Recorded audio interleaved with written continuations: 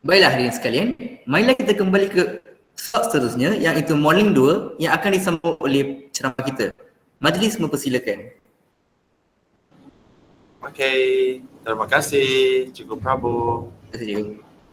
Ya, thank you for masih stay tune dengan untuk perkongsian pada hari ini. Okey, saya kembali ya. Boleh nampak sudah slides ya? Boleh cikgu, boleh. Alright, very good. So, dalam bahagian kedua ini adalah saya akan bakal kongsikan satu apakah aplikasi modeling yang telah dijalankan oleh rakan sekerja saya, Cikgu Samantha Faurilo, dalam kelas beliau. Kelas yang dia ajar adalah kelas sains. Okey, dia saya kongsikan bersama rakan-rakan lah. So, ini adalah untuk topik sains tingkatan 1, topik udara. Lepas itu dalam standard dia adalah pembakaran. Okay? Lepas itu dia adalah untuk menghubungkan antara syarat pembakaran dengan alat pemadam api lah. So di sini modelnya adalah alat pemadam api. Okay?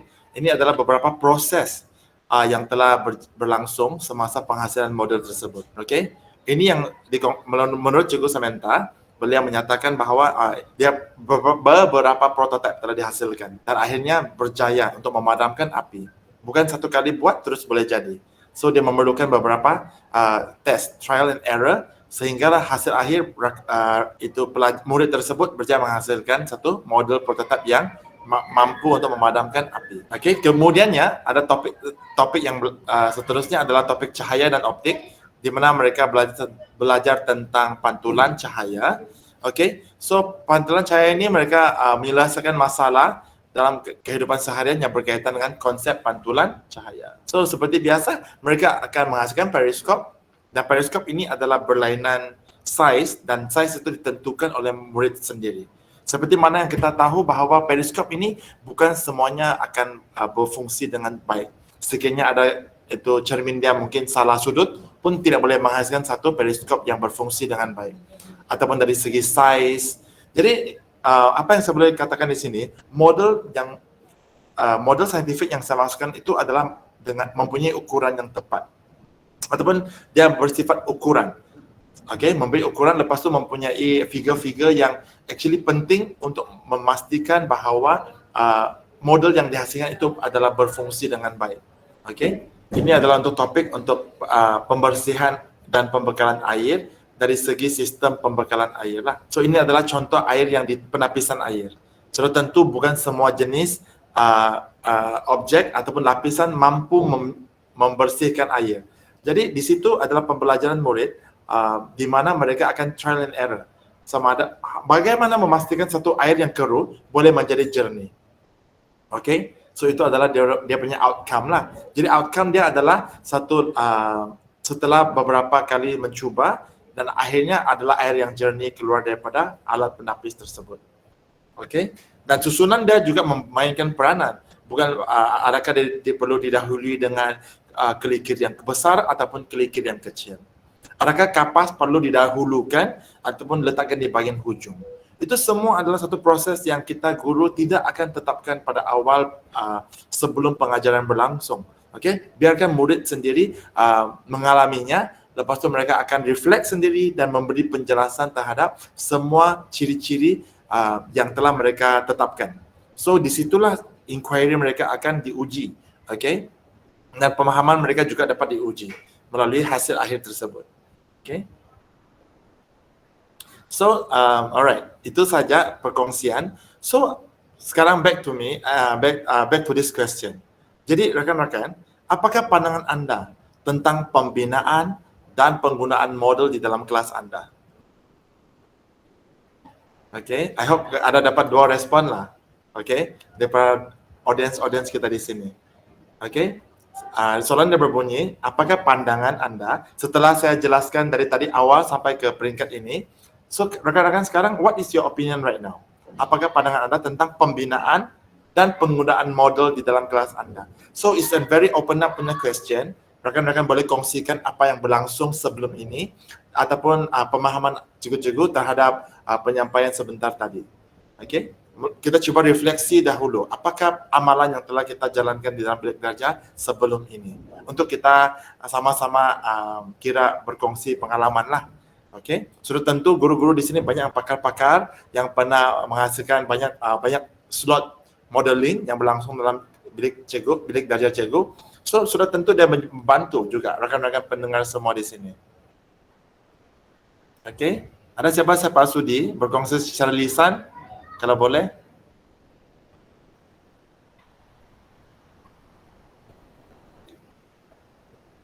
Yang di sekolah rendah kah, yang di sekolah menengah? PDP lebih berkesan, objektif yang diharapkan tercapai. Okey, terima kasih Cikgu Darita ya. Thanks. Sempat juga sharingan Cikgu walaupun kilat-kilat. Tentu sabar kilat kan ya. Rakan-rakan PPD, SISC sangat mengalu-alukan. I also want to belajar from you guys, the experts, the very experts in our. Untung JPN Sabah ada rakan-rakan semua.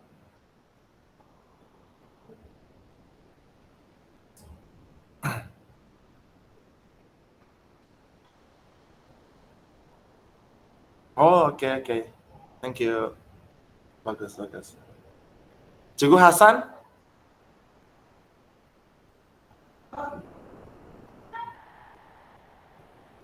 Cikgu Hasan, guru sekolah rendah kah, guru sekolah menengah ya?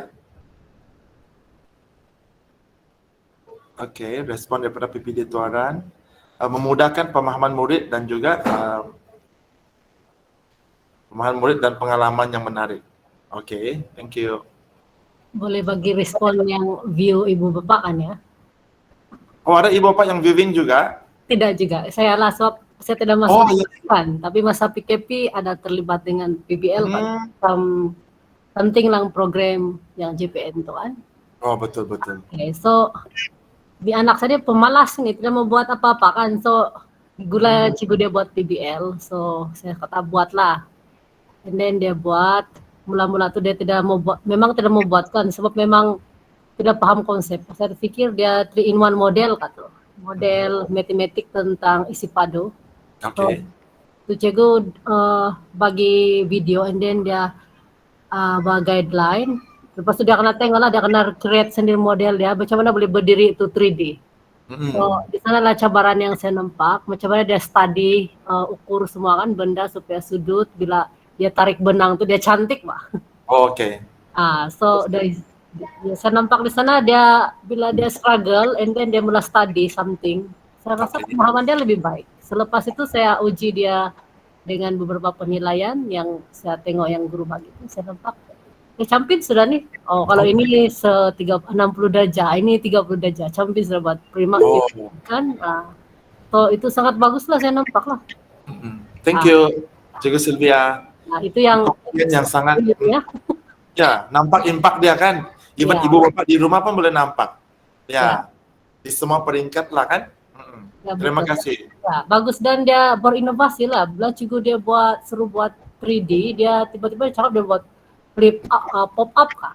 Pop up, dan satu lagi dia buat yang model Mawjud. Bila dia buat dia hantar and then dia ada yang penilai PPD nampak, dorang bawa pergi tim inovasi lah dan dia menang. Itu bagus. Yeah. Jadi saya nampak sana dia berubah sikap lah daripada tersuka maths and then dia suka sudah. Betul. Kita nampak. Thank you lah cikgu-cikgu yang rajin kah? Ya.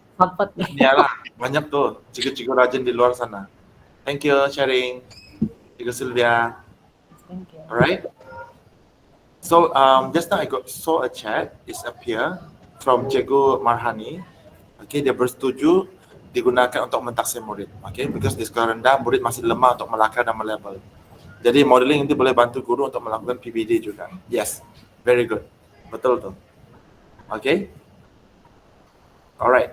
So So take home lesson. Okay, then saya tunjukkan slide seterusnya. Okay. Apakah cabaran yang Anda rasa akan wujud semasa melaksanakan penggunaan model ini? Okay, ini soalan yang mungkin boleh type juga, type saja mungkin lebih selesa lah kan. Apakah cabaran yang Anda rasa wujud? Kan memang banyak ada orang ingin respon daripada semua audiens hari ini lah. Boleh diimplementasikan, betul. Itu ya. Itu memang faedah dia tu sangat bagus. Kerana terbukti berkesan. Okay? Walaupun dalam banyak kertas kajian research paper memang menunjukkan keberkesanan modeling dalam pengajaran. Okay? Apa cabaran lah? Selalu kita cakap semua yang bagus-bagus kan?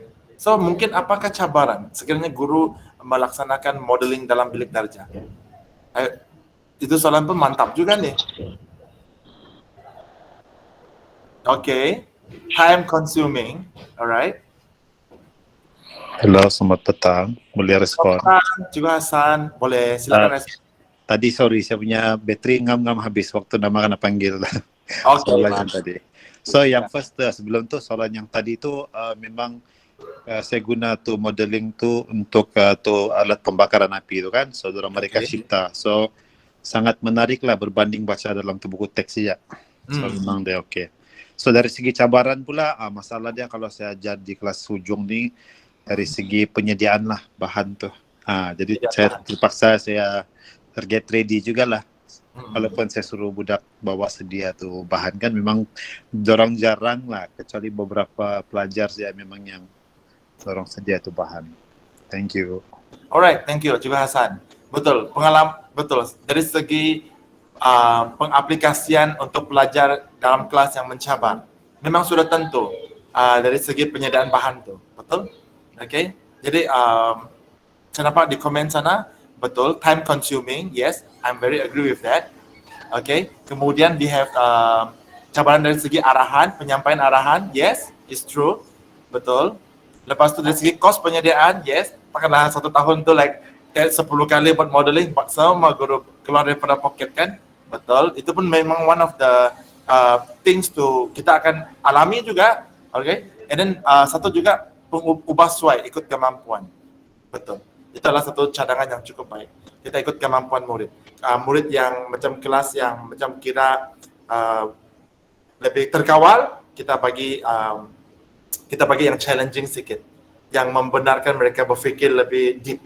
Tapi kalau pelajar yang macam challenging, macam kurang susah untuk dikawal, maka kita bagi mereka modeling yang simple sikit dengan template. And then bahan tu saya definitely cadangkan apa yang saya pernah buat lah. Pelajar yang memang mencabar, memang suka bermain, aktif sangat-sangat. But I want to tengok juga sejauh manakah keberkesan modeling kepada kumpulan pelajar ini. So apa yang saya nampak, bahan-bahan tu memang mau tidak mau I will prepare. Bentuk dalam satu plastik, satu kumpulan, satu plastik. Lepas tu dalam tu memang cukup lah. Lepas tu saya nampak di situ mereka aktif. Okay, mereka lebih engage dengan aktiviti modeling begini. Mungkin sebab mereka jenis yang aktif bahkan. So mereka sangat suka nih kalau suruh duduk memang susah, suruh mendengar pun susah, tapi suruh buat benda-benda begini kan, memang otomatik kok. Belum saya suruh ambil itu plastik kan, sudah otomatik mewakil dia keluar sudah berebut itu barang. Tapi kita guru kena kawal lah dengan baik keadaan sedemikianlah. Itu kita bincang dalam slot yang lain lagi. Tapi maksudnya is doable for this group of student. Okay? Memang doable, sangat doable. And then ended up what I can see is perubahan mereka. Okay? I did actually show a video in the YouTube channel. Tapi nanti boleh dikongsikan juga bagaimana kelas mencabar, mengamalkan modeling ini. Okay? Boleh juga. Okay? And then berjaya juga lah akhirnya. Okay, so itu memang satu kepuasan hati saya lah. Dan saya yakin kawan-kawan di sini selepas hari ini apabila mengamalkan modeling dalam bilik darjah, apa juga kelas yang kira terkawal, kelas yang challenging, pasti kepuasan itu tetap ada. Okay, so sesi perkongsian yang bermakna sudah kita tamatkan. So kita hampir ke penghujung. So kita reflect balik. Okay, apa 8 tips ataupun 8, not a secret lah. Ini because saya pun juga menggunakan ilmu daripada orang lain. Apakah 8 tips mudah untuk kita start up, untuk kita mulakan modeling yang tepat, modeling saintifik dalam bilik darjah kita. Okay, pertama. Okay, 8 ini yang pertama. The unseen is vital in a model. Okay, ciri yang tidak boleh diperhatikan dalam suatu model. Apa yang dimaksudkan dengan ciri yang tidak boleh diperhatikan ini? Okay, yang penting yang cuba untuk dikeluarkan adalah kita melukiskan ciri-ciri yang boleh diperhatikan dan juga ciri-ciri yang tidak boleh diperhatikan. Mungkin ada kamu tertanya-tanya, apa maksudnya tuh yang ciri yang tidak boleh diperhatikan? Semua itu budak buat itu model memang boleh bagi orang nampak. Adakah juga mempunyai pemikiran sedemikian? Saya pun ada pikiran macam tu. Tapi kita coba tengok. Sebagai contoh, kita ambil contoh objek yang jatuh. Satu biji bola, contohnya mereka buat satu biji bola lah, mereka kasih jatuh di lantai. Apakah ciri yang boleh diperhatikan? Dapat sedikit kuis, kalau ada hadiah ni mesti berebut ni kan menjawab. Okey, coba cikgu-cikgu sains yang mantap-mantap ni, type secara lisan pun boleh ya. Kalau sambil bola lah kita, bola, sekali buang di lantai. Apakah ciri yang boleh diperhatikan?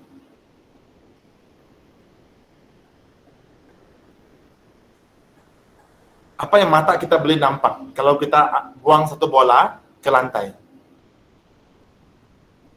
Okey, mungkin kawan-kawan belum lagi ada idea apa yang saya coba ingin dapatkan. Kita lihat dari segi arah gerakan, betul? Kita nampak bola jatuh ke bawah, itu mata kita boleh nampak. Okey. Lepas itu, lantunan bola, very good, Cikgu Lim. Okey, thank you for the response. Okey. Lepas itu, apa lagi kita boleh nampak? Kelajuan bola. Kita nampak bola ni, kenapa kalau bowling buang ke bawah dengan bola angin, kita buang ke bawah. Okey, sudah tentu kelajuan tu berbeza. Betul. Kita nampak bola bergolek, pergerakan tersebut. So, challenging sikit. Apakah ciri yang tidak boleh diperhatikan semasa buang bola tu ke bawah? Apakah contoh yang ciri yang tidak boleh diperhatikan? Come on. Wow, amazing Cikgu Marhani. Daya. Very good. Ada satu lagi yang bermula dengan huruf G. Gravity. Thank you Cikgu Jenny. Alright. Amazing you guys. Alright, betul. Daya dan gravity. Kita tidak dapat nampak, tapi dia memang ada berlaku. So, semasa kita buat modeling ini, kita guru tidak boleh tidak ambil berat pasal benda yang tak boleh diperhatikan ini. Tapi macam mana kita mau tanya budak? Sedangkan mata mereka boleh tak dapat, mereka boleh dia berlaku, tapi mata tak boleh nampak. Melalui penulisan, melalui lukisan gambar raja. Mereka perjelaskan apa yang berlaku. Sebagai contoh melalui guna anak panah, ataupun mereka gunakan anak panah ataupun graf garis dan ataupun semua bentuk penulisan lah yang secara bertulis. Jadi makanya model itu dikatakan kira perfect sudah. Memang sudah mematuhi bukan mematuhi lah, ini macam serius sangat. Macam match dengan apakah hasrat sebenarnya modeling dalam kelas kita. Okey, itu yang pertama. So yang kedua, show time passing. Tunjukkan perkembangan model dari semasa ke semasa. Seperti mana yang tadi saya kongsikan, yang ahli-ahli saintis selalu buat. Okey, kita bukan buat satu model, itulah model sebenar. Tidak mungkin lah, kan? Jadi apa yang mereka buat adalah mereka akan buat sebelum mereka hasilkan model tersebut, ataupun mereka semasa dan juga selepas. 3 keadaan peralihan masa, garis masa, bagaimana perkembangan model itu berlaku. Jadi itu juga jadi apabila perubahan demi perubahan itu berlaku, kita akan dapati murid akan start to question themselves. Mereka akan mula tanya soalan. Kenapa macam tidak match betul ini saya apa? Kenapa rasanya saya kena bengkokkan sikit lah? Ataupun kenapa roda ini kan tidak sesuai? Kenapa saya tukar dengan roda yang kasar? Kenapa tapak kasut ini saya perlu tambah dia punya ketinggian? Itu semua ciri-ciri yang actually meningkatkan pemikiran mereka, meningkatkan semangat inquiry dalam kalangan mereka. Okey? Jadi itu sangat penting, meningkatkan semangat ingin tahu mereka. Alright? Itu yang kedua. Ini yang ketiga. Bagaimana, how will we draw? Bagaimanakah kita melukis? Alright?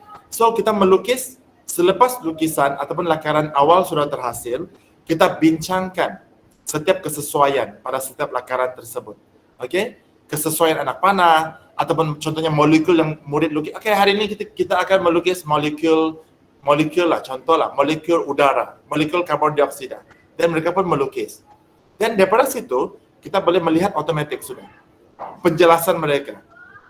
Okey, kenapa molekul tu bersaiz berdekatan antara satu sama lain? Kenapa dia boleh berjauhan antara satu sama lain?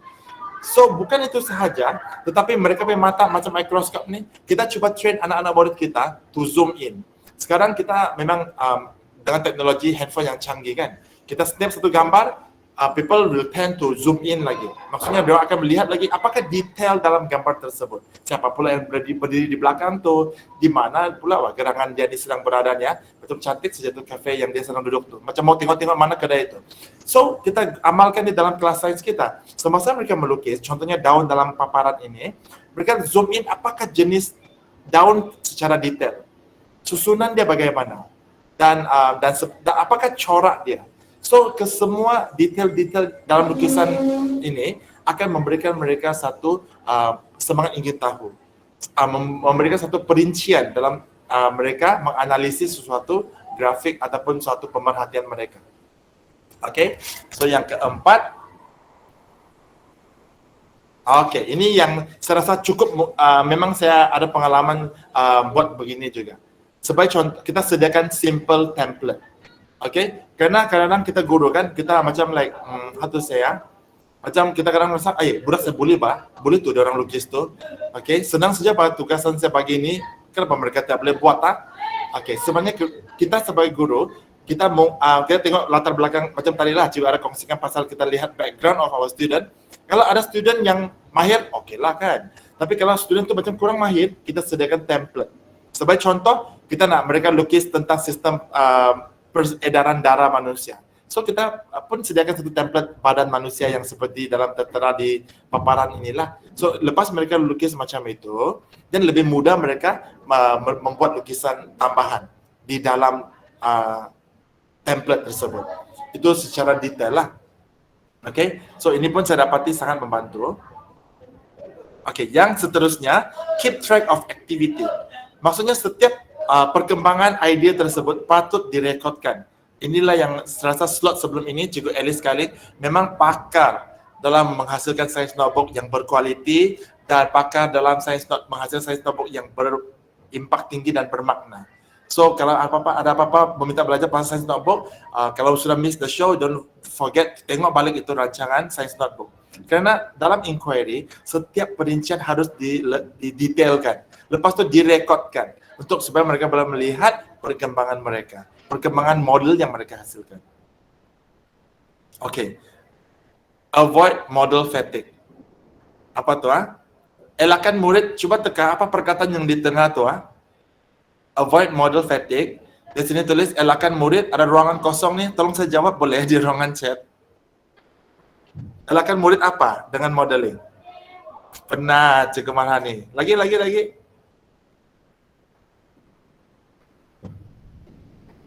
Ada lagi ayat, ada perkataan lain kah yang terfikir di otak? Sorry, ayat saya apa nih? Tidak cover nih. Elakkan murid, yang tadi saya terfikir tadi kan, elakkan murid jarak. Kan orang Sabah suka bilang perkataan itu bahkan jarak, modeling lagi. Okay, jadi betul. Kalau kita terlampau banyak betul bosan, betul Cikgu Mei. Okay, bosan, betul. Okay, actually pengajaran kita kan, kita kalau boleh model kita nampak manfaat modeling. Jangan pula hari lepas ni kan hari-hari modeling. Sampai budak pun macam kepenatannya lusuh sudah. Okay, kering otak sudah orang bilang. Mental fatigue. Okay, untuk membuat modeling. Jadi ada cara dia. Okay, cara dia adalah kita buat secara berkaitan dapat dengan next punya tips tadi. Balik dulu. Okay, dia berkaitan bagaimana kita boleh buat secara secara bidang, topical, thematic. So, dia tidak akan setiap bab pun modeling. Hari ini kita akan buat model sel tumbuhan. Okay, lepas sel tumbuhan, next day hari ini kita akan buat model sel haiwan. Okay, lepas model sel haiwan, hari ini kita akan buat model sel tulang. Okey, pengsan orang, pengsan budak. Okey, hari ini mentang-mentang sudah dengar Cikgu Krit sudah bilang modeling bagus, hari-hari kita modeling. Tidak. Okey, kita kasih gabungkan dia, buat dia satu jalinan. Kita kasih kaitkan dia dengan bidang topik lain, atau kita kasih tema yang kecil, kita kasih temakan besar. Okey? Jadi itu untuk mengelakkan murid boring ataupun penat dengan modeling ni lah. Okey, lepas itu multi-modal communication. Pelbagai cara komunikasi. Seperti komunikasi ni bukan hanya merujuk kepada cara bercakap. Okey, tetapi juga komunikasi secara melalui lisan ataupun tulisan. Ataupun melalui grafik. Jadi itu benda bila kita pelbagaikan, dia actually secara tidak langsung boleh meningkatkan minat mereka dalam topik-topik khususnya berkaitan dengan modeling. Okay, so yang ini can't do it all. Sebagai contoh lah, betul, thank you Cikgu Lim, melalui multimedia, interesting. Okay, kalau ada komputer, confirm. Kalau budak-budak ada handphone, confirm. Amalkanlah modeling ini menggunakan apps yang banyak sekali di handphone. Boleh download free, just do your own model. 3D, 2D, semua pun boleh bikin. Okay, bersuara, tidak suara, memang semua ada. Okay, now ada juga apps yang boleh bikin augmented reality. Let them do. Because we never underestimate kita punya kebolehan of our student. Mana tahu pakar saintis pula tu satu hari. Okay, so yang ini, can't do it all. Bukan modeling dalam setiap objektif pengajaran lah. Ini rasanya saya dah kongsikan sebentar tadi. Sebagai contoh, gunakan model yang paling basic lah. Saya tidak mau cerita model yang very complicated, kompleks, ambil masa, mahal. Kita cakap saja yang model yang ini. Kacang hijau buang dalam kapas, taruh dalam gelas. Sudah tentu rekan-rekan guru sini semua pernah alami kan? Topik yang semudah ini. Dan sangat senang diaplikasikan dalam kita punya PDP STEM kita. Okay? Dia bukan hanya melibatkan sains, malahan dia berkaitan dengan matematik. Okay? Apatah lagi berkaitan dengan reka bentuk dan teknologi. Okay? Dan juga kejuruteraan. Okay? Semua benda ini memang berkaitan apa? Memang kita boleh aplikasi dalam apa subjek jua sekalipun. Okay? Contohnya gambar ini. Gambar ini yang kacang hijau dalam kapas, dalam gelas. Apakah topik sains yang mungkin guru ini tengah ketengahkan? Dan kalian mungkin boleh type di ruangan chat. Apakah topik dia ni ya? Rasa-rasanya lah. Ini kalau ada anak tuh memang biasa bikin di rumah nih. Tauge kan orang bilang. Topik apa itu kawan-kawan? Kalau boleh type di ruangan chat. Habis sudah nih ya slides ya. Oke. Kasih up sedikit ke bawah. Adakah dia berkaitan dengan keperluan asas tumbuhan? Okey, thank you Cikgu Dalita. Apa topik lagi yang saya baca, saya yakin banyak guru-guru kreatif nih di sini yang sedang mendengar slot kita pada hari ini. Apa topiknya rasanya guru ini coba sampaikan? Selain daripada percambahan biji benih. Oh, Cikgu Mei, kita ajar PT3 dan SPM benih kan? Betul. Percambahan biji benih.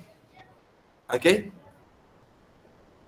Kalau topik berkaitan matematik, topik berkaitan dengan RBT, boleh juga amalkan topik begini. Because kita punya pemikiran kan, kadang-kadang nampak benda begini kan, oh kamu sedang buat project sains nih kan? So di situlah di mana idea-idea yang inovatif dalam pengajaran kita. Okey, di mana dia boleh diaplikasikan juga dalam bidang matematik. Dari segi saiz gelas, kuantiti air, okay? Berapa jam dia didedahkan dengan matahari, semua bersifat numerical. Matematik pun boleh masukkan juga topik ini. RBT, dari segi reka bentuk gelas yang boleh menahan air itu tidak bertakuk, contohnya. Pun juga merupakan satu reka bentuk dan teknologi. Dan contoh, adakah dia akan mempengaruhi ketinggian yang percambahan biji benih dan ataupun tauge tersebut? Jadi kita nampak di sini di mana kemeriahan projek yang simple sebegini kita boleh aplikasikan dalam apa jua subjek pun dalam bidang. Cuma pastikan sahaja, yes, thank you juga Moisi dan juga Mariani. Okay, menggunakan masa dan waktu. Itu semua boleh aplikasikan dengan hanya model simple yang kita tak mungkin. Kan kadang-kadang yang macam contohlah pertandingan guru inovatif kan, kadang-kadang itu model yang memang simple-simple orang tak terfikir itulah yang menang. Because impact-nya tinggi. Satu model tapi boleh hit 10 stone, 20 stone dan sebagainya. Betapa meriah kan idea inovasi tersebut. Okay? Alright. I think we come to the end of my slide for today. Ini adalah 8 of the tips yang tadi saya sudah kongsikan yang saya rasa sangat penting, bukan dari saya. Okay, I also get from the expert. Okay, I also I get from those knowledge that I gain yang saya dapat daripada mengikuti bimbingan daripada yang disediakan oleh Pusat STEM Negara. I want to credit to them all the knowledge that I gain yang saya perolehi daripada mereka, daripada tenaga pengajar utama yang pakar-pakar di situ semua, dan juga pengalaman lah bersama dengan bercerita dengan kawan-kawan lain. All the credit to them lah. Okay.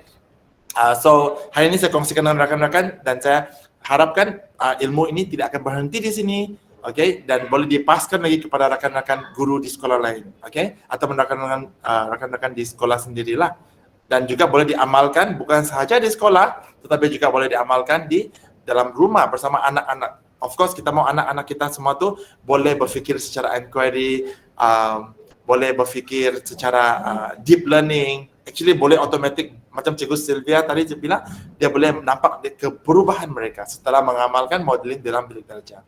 So saya akan terima kasih for all the precious time bersama dengan saya, dan saya akhiri perkongsian saya pada hari ini dengan satu simple quote, okay, yang saya memang sangat suka.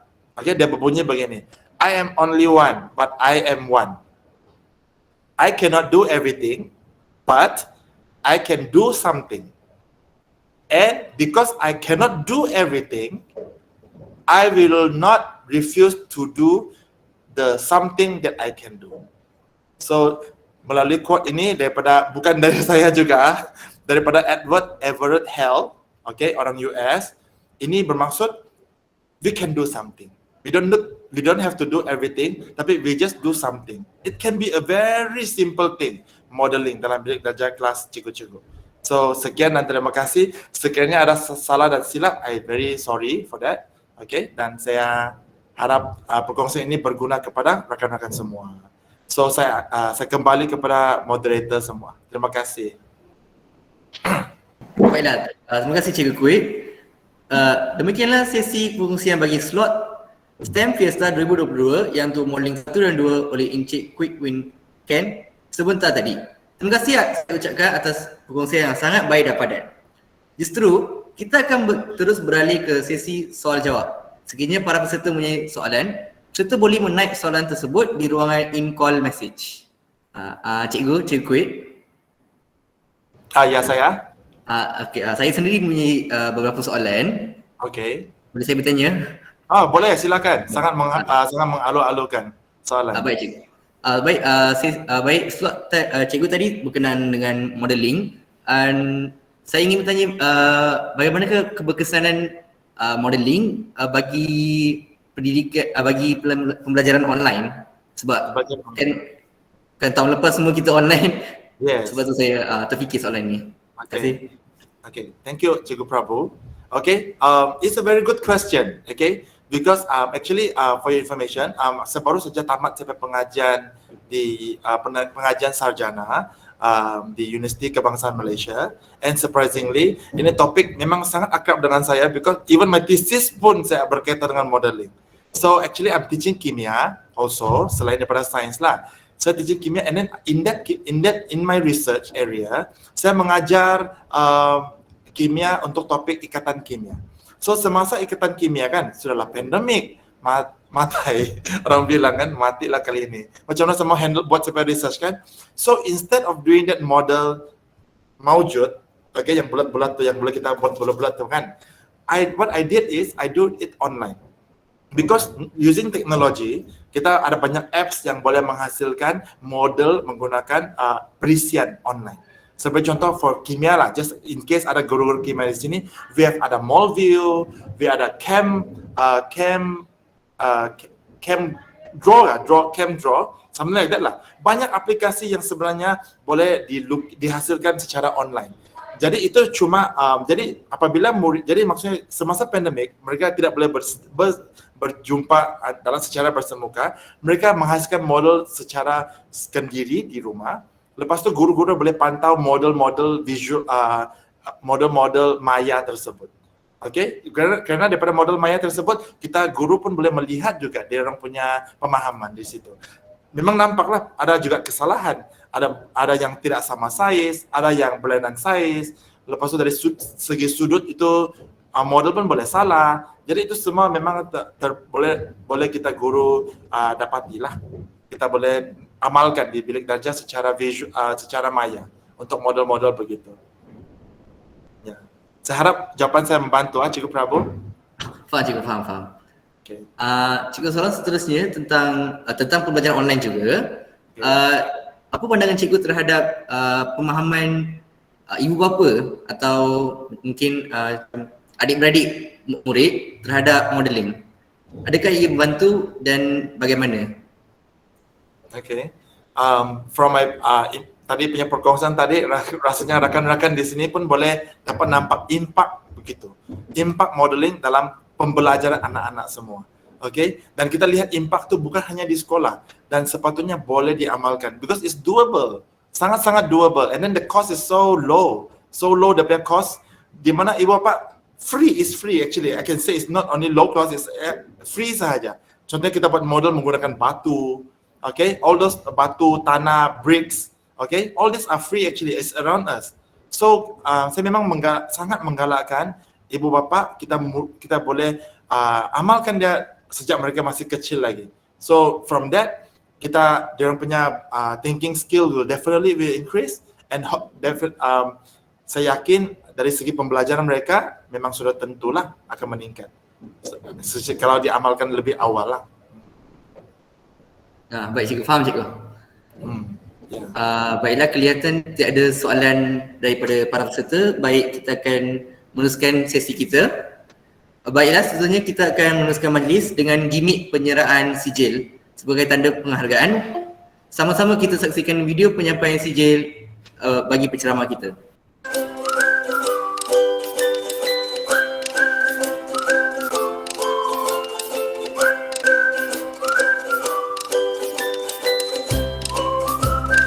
Baiklah, setinggi-tinggi penghargaan khas kepada Encik Quick Weekend, tenaga pengajian utama IBSC selaku penceramah bagi slot modeling 1 dan 2 pada petang ini.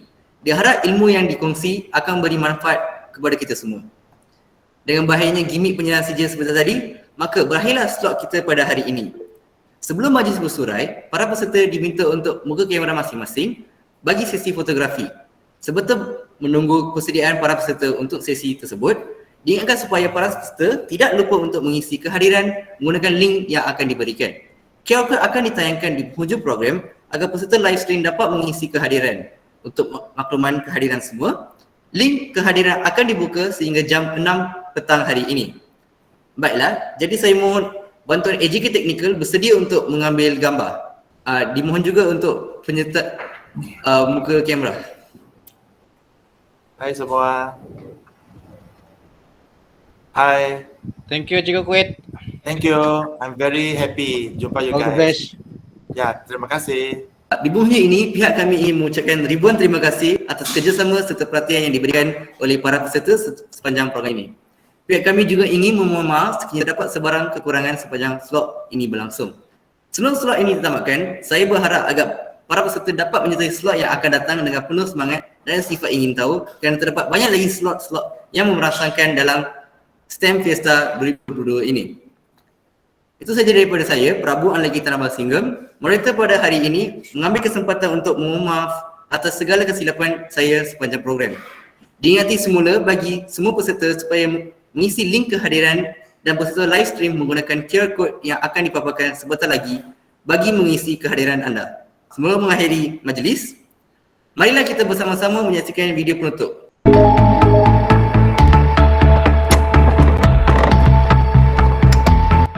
Terima kasih kerana setia bersama dengan kami sehingga ke hujung siaran ini.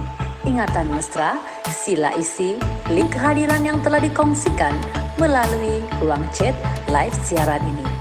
Isikan butiran dengan tepat seperti nama penuh, nomor kad pengenalan, dan juga alamat email yang tepat agar urusan penghantaran isi JIL Anda dipermudahkan. Link kehadiran akan ditutup tepat pukul 6 petang pada setiap hari siaran. Sebarang kelewatan dan kecuaian adalah di bawah tanggung jawab Anda sendiri. Sila rujuk tentatif program STEM Pesta 2022 ataupun klik my link di pautan Info Hub STEM Pesta 2022 agar tidak ketinggalan program-program menarik yang disajikan. Semoga bertemu lagi dalam program seterusnya. Salam hormat, sekian, jumpa lagi.